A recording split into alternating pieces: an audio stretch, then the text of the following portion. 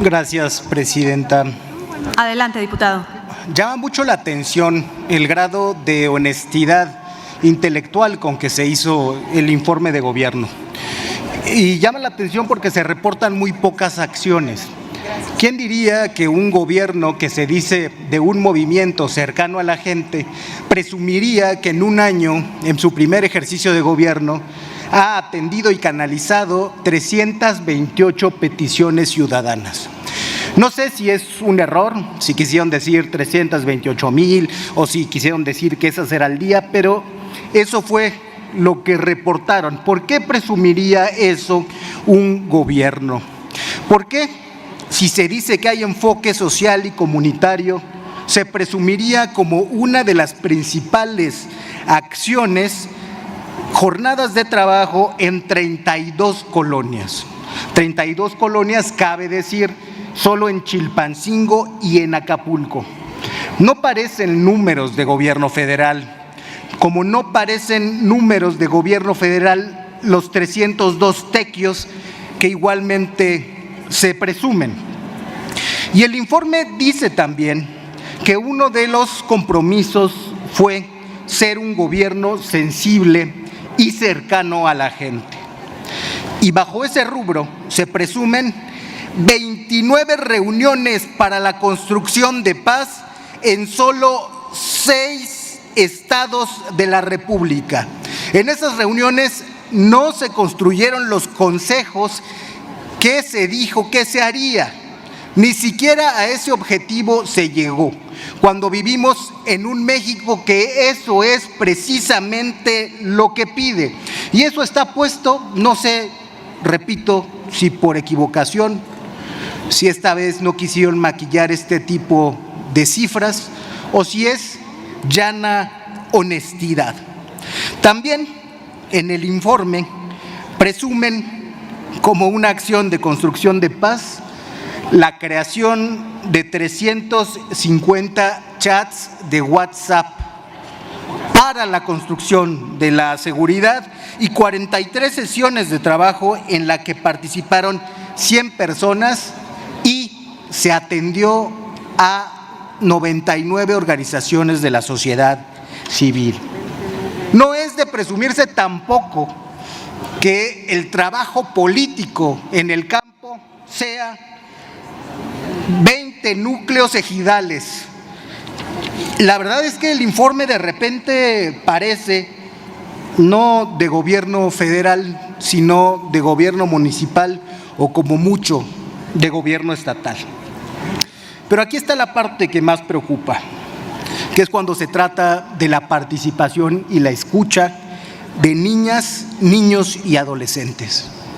Todo lo que se presume son 19 foros estatales donde participaron en total 1,000 niños.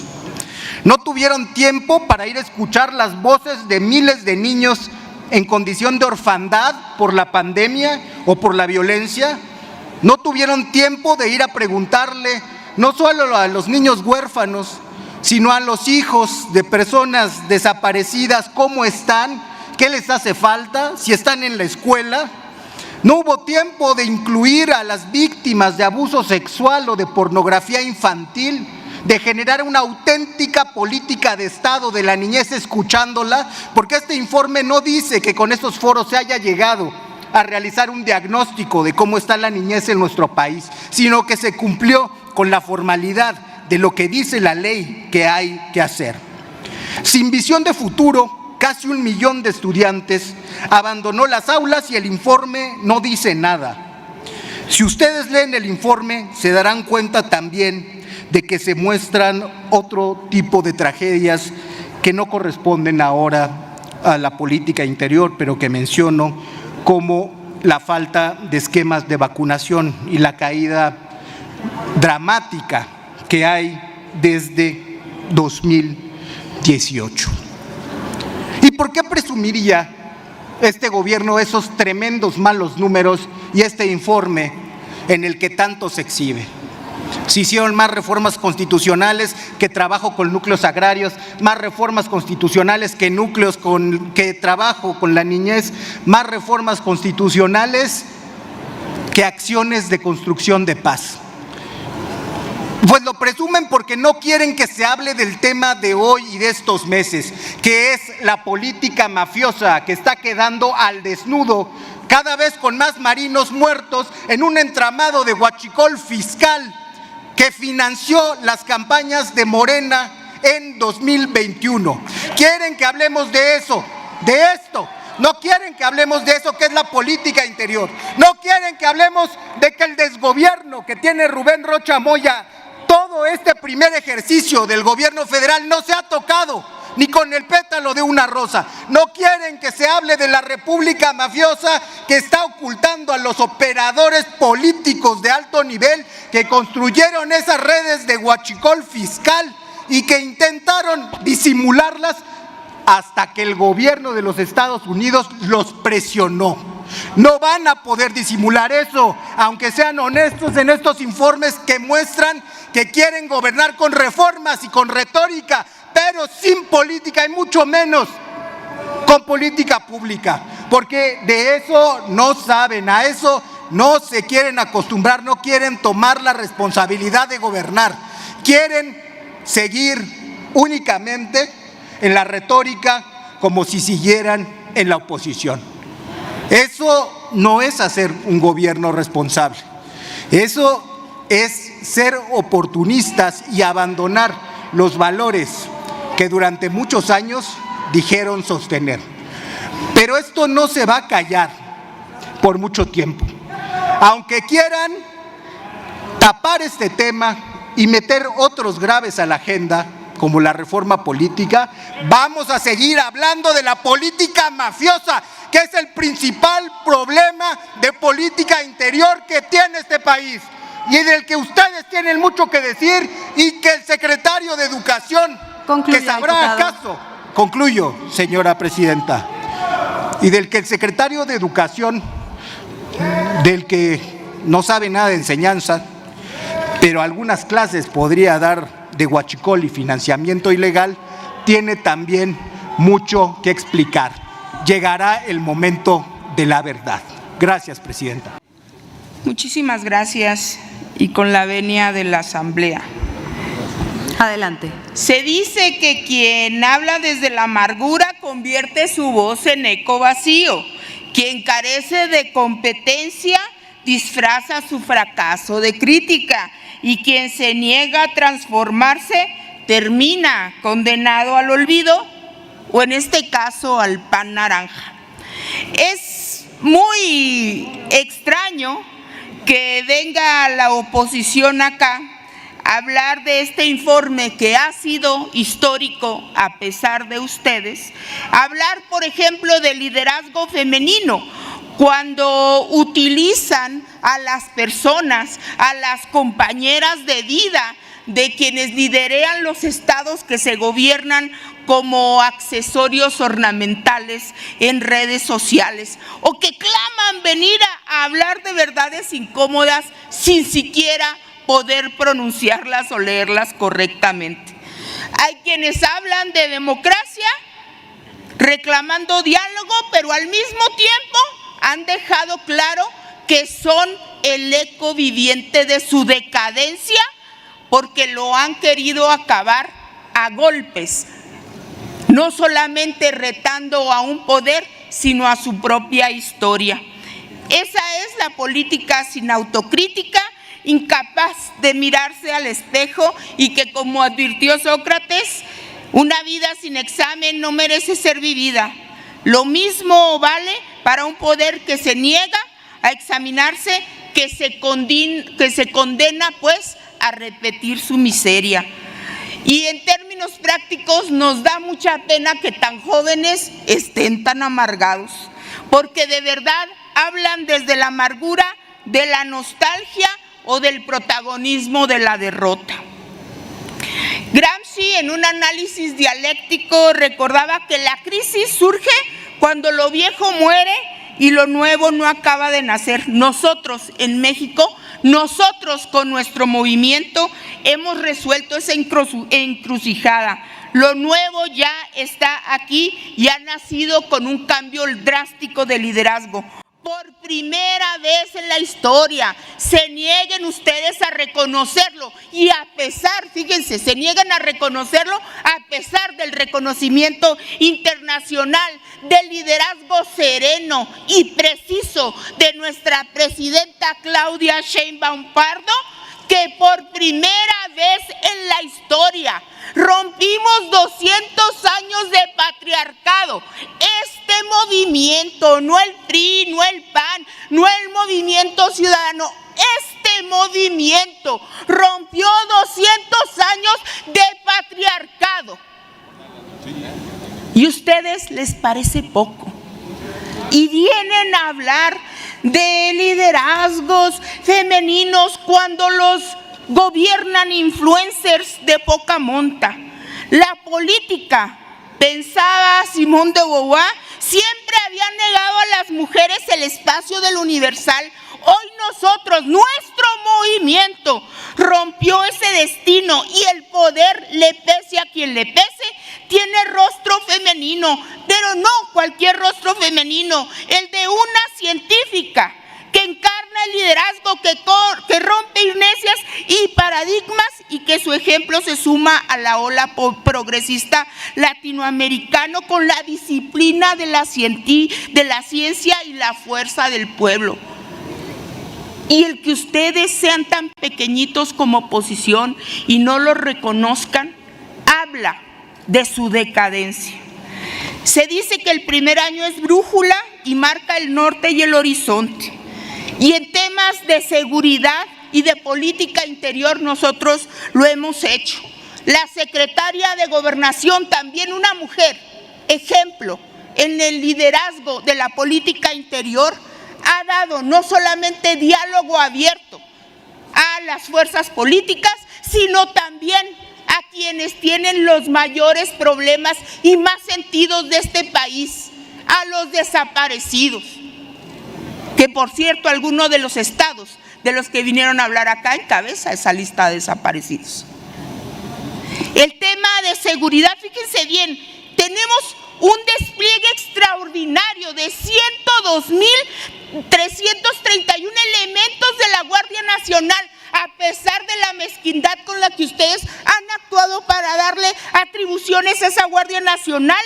63,905 efectivos están en las calles, asesorando y ayudando a nuestros gobernadores, a nuestros ciudadanos, pero también a sus gobernadores que, por cierto, hoy se dicen claudistas, distinto a la mezquindad que vienen y que encabezan sus partidos políticos. Se incorporaron 2,585 elementos de la Marina, de lo más capacitado, a los elementos de la Guardia Nacional, y vienen a hablar acá de una estrategia fallida de seguridad cuando logramos disminuir apenas en 6 meses el 20,8% del promedio diario de los delitos de alto impacto a nivel nacional. El promedio diario de víctimas de homicidio doloso a nivel nacional disminuyó 25,3%. ¿En qué país viven? Por favor, señores, sean serios en su análisis. Solamente en el sexenio de Enrique Peña Nieto, del 2012 al 18 que gobernaba el PRI, se reportaron 11,000 casos más que con Andrés Manuel López Obrador y que con la presidenta Claudia Sheinbaum. Y no les digo en el sexenio de Felipe Calderón, que no solamente fue un espurio, sino que puso a este país en la lógica de la guerra contra el narco que no existía y que hoy nos tiene con los problemas de seguridad que estamos enfrentando. Nosotros en el PT estamos muy claros en algo. El liderazgo de la doctora Claudia Sheinbaum Pardo en política interior es único. Es reconocido por muchos personajes internacionales, no solamente en su política interior, sino en el manejo de la relación con los Estados Unidos. Solamente la mezquindad de una oposición huérfana del apoyo popular no lo ve. Pero sigan así, sigan perdiendo votos y apoyo popular, que nosotros nos estamos encargando de transformar en este país. Muchísimas gracias. Que siempre que se plantea una forma de hacer política distinta, de hacer nueva política, para construir paz, ahí va a estar Movimiento Ciudadano, siempre del lado de México y su futuro, siempre del lado de las niñas y de los niños, de las juventudes, de las mujeres. Así lo hemos hecho siendo la única fuerza política que se ha opuesto de manera contundente y frontal en contra del militarismo en nuestro país. Somos los únicos también que hemos alzado la voz para defender a México con unidad y sin regateos en contra de los ataques de Trump 2.0, y los únicos que han luchado contra su propio partido en el Senado, como Noroña, para que publicara la reforma que aumenta los salarios a policías, maestros y médicos. Para hacer esa nueva política, Presidenta, su partido le debería de ayudar y no lo está haciendo. Morena le está fallando a México. Lo que hemos visto hasta ahora es un partido voraz construyendo un régimen hegemónico que ha decidido militar en los excesos, en los abusos y en las mañas de la vieja política, rendirle culto e inaugurar una nueva clase social compuesta por políticos ultramillonarios del régimen, que igual viajan en helicóptero, en yate o en jet, o que se dan vacaciones de ensueño como jeques árabes, con sueldos que un funcionario público honesto sería incapaz de pagar con ellos. Es más, ningún mexicano de este país los puede pagar, los mexicanos de a pie. Se hicieron de una mayoría ilegal. Vamos a hablar de política interior. Con el fraude de la sobrerepresentación y sus aliados, con ayuda del Tribunal Electoral. Y así también se han hecho de la Constitución, un tribunal que hoy de nuevo le falla a la gente y su decisión en las urnas, y pretende validar el fraude que Morena y aliados le quieren hacer en Veracruz, quitándole el triunfo de Poza Rica y Papantla y quitándoles a la mala lo que la gente ganó a la buena con su voto. Todo nuestro respaldo a la comunidad veracruzana y a Mariano y Emilio, que ganaron a punta de votos lo que les quieren quitar a punta de marrullerías. Esa misma mayoría ilegal ha instalado un constitucionalismo abusivo al haber reformado 50 veces la Constitución mexicana. Eso no es un logro. Ese es el anuncio de la toma de la división de poderes, de la autonomía de la justicia y el futuro de la comunidad representando a su comunidad. Rendir cuentas sin equilibrios va a ser muy costoso para la gente de nuestro país, con las víctimas, con las mujeres, con quienes hoy exigen justicia. Como ya lo mencioné, Presidenta, en Movimiento Ciudadano la hemos respaldado en la relación bilateral con los Estados Unidos, porque defender la soberanía es defender a las y los mexicanos. Pero el compromiso debe ser el mismo aquí en casa frente al miedo, la corrupción y las instituciones debilitadas que hacen temblar hoy a las personas en sus territorios, frente a los corruptos sin importar el partido del que sean. Vemos claroscuros, Presidenta, muchos heredados del obradorato y de la vieja política. Hoy hablamos con datos claros y con una convicción. México puede y garantiza la paz, la legalidad y la prosperidad sin claudicar ante la delincuencia. A la delincuencia se le persigue con inteligencia, con coordinación y sin claudicaciones. En política interior y de seguridad, el gobierno de la primer mujer presidenta de la República, Claudia Sheinbaum, ha realizado ajustes. Hay resultados de fondo, medibles y una agenda clara. Primero, los hechos. La violencia homicida, más allá de la retórica, la propaganda y las críticas sin sustento, ha descendido. Y sí, tenemos el tema pendiente de la extorsión, pero ayer mismo aprobamos la base para crear la legislación antiextorsión más completa en la historia del país. El gobierno de la República no se ha quedado de brazos cruzados. Ya hay una estrategia nacional antiextorsión que se verá fortalecida con las nuevas disposiciones legales. En materia de política interior, hay gobernabilidad democrática con legalidad y diálogo. Se dialoga sí, pero hay que tener claro que hay un mandato ciudadano para cambiar el régimen político. Se dialoga sí, pero en un régimen democrático las mayorías mandan y las minorías participan.